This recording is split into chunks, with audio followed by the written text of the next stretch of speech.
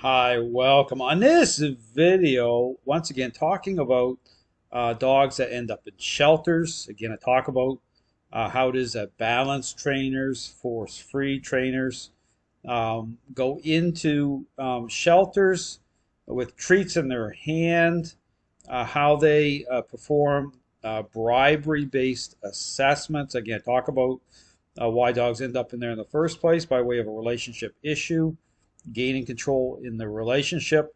And then those who, again, advocate this bribery based idea as a way to rehab dogs, which is, again, a total contradiction. Now, here in this video that came up on my feed, I found it interesting because, once again, it offers up this bribery based idea of things by way of a pit bull, okay, who's been in this shelter, and again, I'm going to read some of this, the longest. And this whole, entrenchment of this ideology, you're going to see this presented here in terms of, trying to move forward. But again, I'll talk about this whole deceptive nature of appearances, okay, why dogs end up in shelters in the first place, why they end up back in shelters, why people get blindsided by way of dogs holding control, assuming that they have a balanced dog. Okay, and again, talk about the core ingredients: influence and control that reveal truth.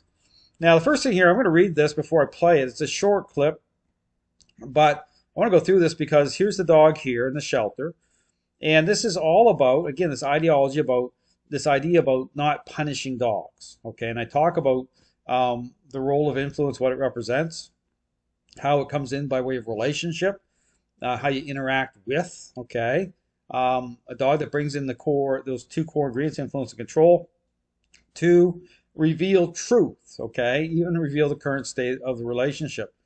Now here, again, reading down here, it says, our shelter works hard with pets so they can meet our adoptability criteria. Well, that's interesting. What's the criteria? We also maintain the best quality of life we can. That includes. This dog was nearing the end of the road here at Animal Control. Okay, let's keep reading this here as this plays here. So right here, she's talking about this dog's nearing the end of the road. Okay, that includes daily walks and playtime. Okay, it is inhumane for animals to live 24/7 in a cage. I agree with that. This dog came in emaciated with some guarding. He was placed on behavior medication, which was then raised. Behavior medication, which was then raised. See, here's the thing. So you talk about this whole thing about, masking the problem. I mean, people putting dogs on Prozac, trying to, calm the dog, trying to sedate the dog, doesn't fix the relationship. Okay, understand that. I understand when you're dealing with this ideology, this permissive, bribery-based idea of things, understand there always has to be a way out. The way out coming through blaming the dog, euthanizing dogs, medicating dogs. Understand that there always has to be a way out, because that doesn't resolve, okay, this idea of things does not meet a dog's social needs. It does not represent leadership. It does not bring in those core ingredients I talk about, influence and control. And so you're locked in a managing a problem situation until something bad happens. While his guarding was resolved, well, based on what exactly? Being medicated? His stress in the kennel is evident. At Animal Control, it isn't the same as being in a home. This is a loud, stressful environment with many people with different abilities handling each dog. We believe in exhausting all options before resorting to punishment. See, this is the whole thing. What does that even mean, right? Based on this bribery-based idea of things. So understand that when people talk about punishment within the parameter of this permissive, bribery-based idea of things, it doesn't even line up. Okay, understand that this whole, when I talk about, influence and control, I'm talking about how that is aligns through how you're interacting with, okay, through the leash, okay, expressing control. It's not about being over the top. It's not about doing over the top things. It's not about being abusive with dogs, okay. It's about, fulfilling your role, just like being a parent. Okay, aligning with, again, that's why I talk about the authoritative parenting style. It's not the authoritarian parenting style, it's the authoritative parenting style. So it's about the criteria in such that, again, through nature, dogs are social animals, strength and weakness as defined, in terms of that, what that connection represents, by way, again, of our role. In 4 years, he is the only pet whose leash biting hasn't even minimally resolved. Well, no wonder it hasn't resolved. Okay, I mean, right here, it already tells you their idea of things. So you know that the core ingredients I talk about, influence and control, are not part of this dog's environment, not part of how the human is connecting. So it leaves us unresolved. So of course it isn't going to resolve. In fact, it was even escalating from the first month here. So this is why I talk about certain breeds, such as, say, pit bulls. Okay, they really do. They expose the underbelly of this permissive ideology, this bribery-based idea of things. We decided to try a noise deterrent as a mild punisher. Well, and again, noise deterrent, outside the parameters of the human connecting. Okay, understand, it's all about relationship. Understand, you're the pivot point, the human, how we connect, dogs, again, through relationship. Understand, and this is one of the things you have to think about this stuff, how is people try to, say, introduce something that they think is going to, like, they see as a punisher, but they don't want to be directly connected with it. Okay? I mean, they're trying to play it along the edges because really their ideology is such that they, just like, this is why permissive parenting is out of control. We do not use pain or discomfort here, and that's another problem. See, understand that it's not about pain and discomfort, and this is the problem with even being able to reconcile the response, the reactivity of a dog to the relationship. Okay, so again, you can watch the video I put out called the ice cream truck example, right? In terms of a selfish child having a major temper tantrum, cause and effect, the inability to reconcile certain reactions by way of relationship. Understand, it doesn't come through this permissive, appearance-based, bribery-based idea of things. In fact, what happens is people get triggered through certain reactions and they can never move beyond them or through them, right? Because their first instinct is to emotionalize the dog. And that keeps you trapped in. You can never move forward because that empowers the dog, okay? That becomes a source of empowerment.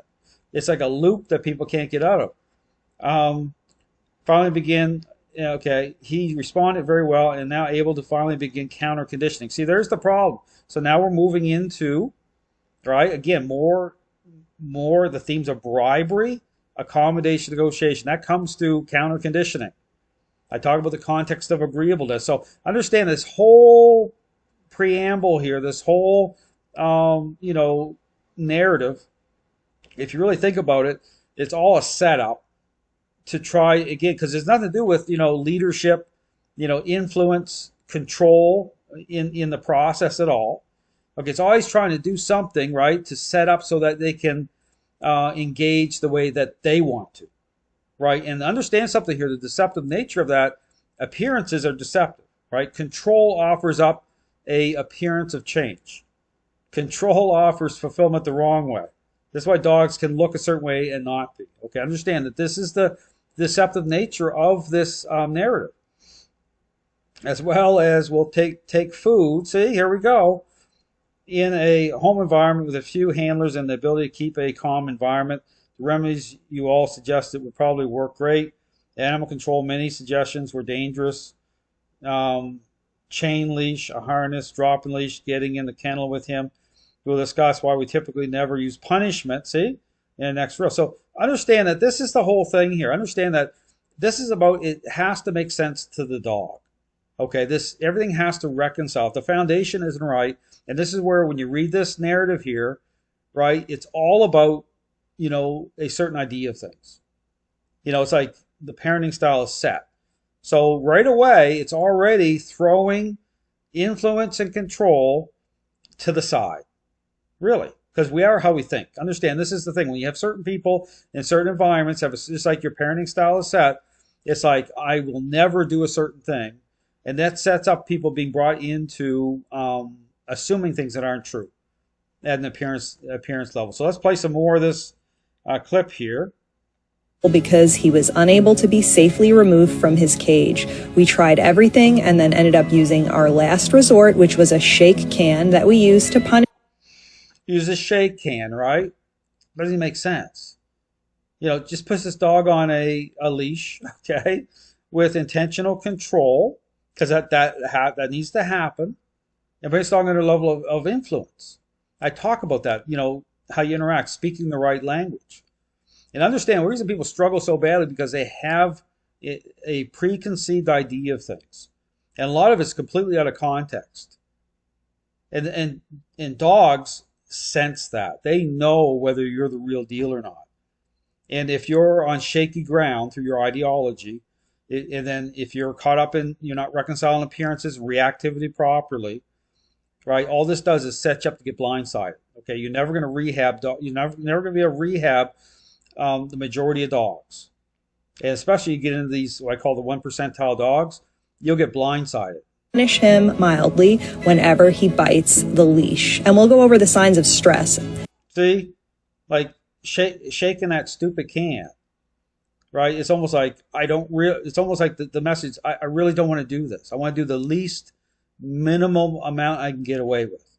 It's not about being over the top either, right? But it's got to make sense to the dog. You got to, again, when I talk about, intentional control, this isn't happening here. It's very wishy-washy. Okay, you want to bring a dog under control right away so the dog understands. Okay, the dog is going to come into agreement. It just all can happen just through the leash and a collar, and how you're intercepting moments. I talk about the moments you're intercepting a dog's level of stinking thinking. But it's not about getting into a battle either. If you watch my videos, how I'm doing it. But here, you can tell this is all. Understand, dogs know the real deal. And this is the problem. In a lot of shelters, people are in there with a certain idea of things, and they're already on shaky ground by way of how they're thinking. That he's exhibiting from this shake can in the next video. I shake the can anytime. So right here, she's all over the place, right? It's like. And this is what happens. It's like, no, bring the dog right to your side, okay? Be certain, okay? Be confident, right? And start to engage properly. He goes to put his mouth on the leash, and we move out of the kennel together. So right here, this dog's going into a level of challenge because even just this moment, she's more stationary, right? Now the dog's going to go into a level of challenge. Together. Again, this is a last resort and something we wouldn't recommend. And see, this whole food right here, the whole bribery, it's like people can't get away from it.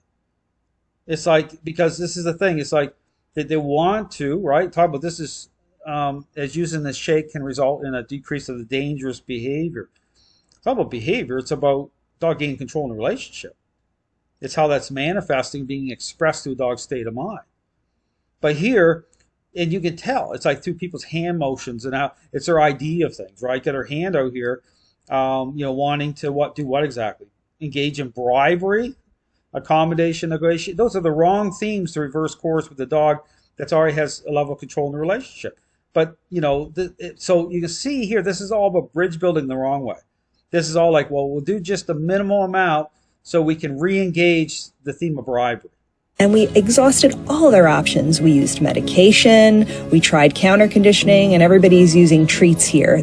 Everyone's using treats. It's sad that this is happening in shelters. So again, all to say, I encourage anyone that deals with dogs in shelters, if you want to rehab dogs in shelters, if you work in shelters, pay attention to the information I put out.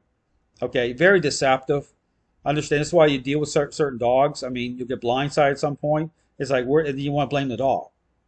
Okay, this is about, the core ingredients I talk about, influence and control, coming through the right process, interaction based. You don't want to engage in bribery, accommodation, negotiation. You need to line this up. And that's what makes sense to the dog. The perceptions change. So all to say, again, it's all about, I'm big on, saving dogs from shelters, but save them the right way. That's the problem. Dogs are in there for a reason. They're in there because, they're in there, most of them, they've gained control in a relationship. A relationship problem is what caused them to end up in there in the first place. Then you get these bribery-based people working in these shelters, and a lot of them, I'll be honest, go in and it's like a type of you know of self-medication, emotionalizing the dogs. Like they want to be in there thinking that they have a special connection with dogs, and they emotionalize, engage in these things of bribery, accommodation, negotiation, and the deceptive, the dangerous part of that is that the dogs will be agreeable to that at a certain point. But you want to get these dogs like pit bulls, they'll start to blow that wide open too. And see, that's the problem. You have to understand, dogs' strength and weakness is defined through nature, through that relationship at a social level. And so, how you interact, those core ingredients, they need to come in. They need to be part of the equation. Encourage you to check out my videos. I show how to do it. But again, understand dogs are in there for a reason. You want to rehab them properly, the right way, reverse course, do it the right way. Thanks for watching.